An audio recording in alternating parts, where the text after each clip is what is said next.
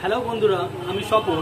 আর আজকে আমি মেনলি যে কারণে ভিডিওটা করছি সেটাই উদ্দেশ্য হচ্ছে, অনেকেরই মধ্যে প্রশ্ন থাকে যে আমার ইনকাম ট্যাক্সেবল ইনকামের থেকে কম, তাহলে সেক্ষেত্রে কি আমার আইটিআর ফাইল করাটা বাধ্যতামূলক?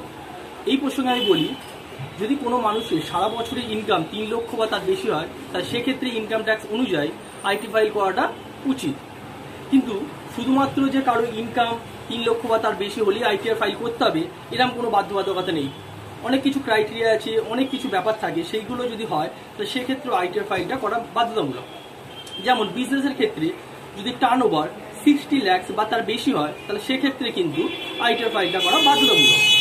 এবং আরও বেশ কিছু জিনিস আছে, যেমন ধরুন সারা বছরে যদি কোনো ব্যক্তি ইলেকট্রিক বাবদ খরচা 1 লক্ষ বা তার বেশি হয়ে থাকে তাহলে সেক্ষেত্রেও তাকে আইটিআর ফাইল করা বাধ্যতামূলক। বা যদি কোনো ব্যক্তি ফরেন ট্রাভেল বাবদ 2 লক্ষ বা তার বেশি খরচ করে থাকে তাহলে সেক্ষেত্রে তাকে আইটিআর ফাইল করা বাধ্যতামূলক।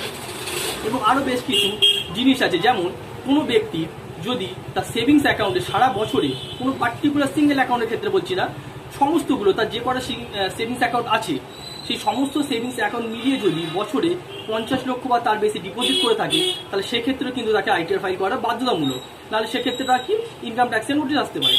এবং কারেন্ট অ্যাকাউন্টের ক্ষেত্রে এই লিমিটটা হচ্ছে 50 লাখ থেকে বেড়ে 1 কোটি টাকা। মানে যদি কারো কারেন্ট অ্যাকাউন্ট থেকে থাকে এবং সেখানে সারা বছরে যদি 1 কোটি বা তার বেশি সে ডিপোজিট করে তাহলে সেক্ষেত্রে তাই কিন্তু আইটিআর ফাইলটা করা বাধ্যতামূলক। না হলে কিন্তু ইনকাম ট্যাক্স থেকে নোটিশ আসার সম্ভাবনা অনেক বেড়ে যায়। আশা করি আমি আপনাদের প্রশ্নের উত্তর দিতে পেরেছি।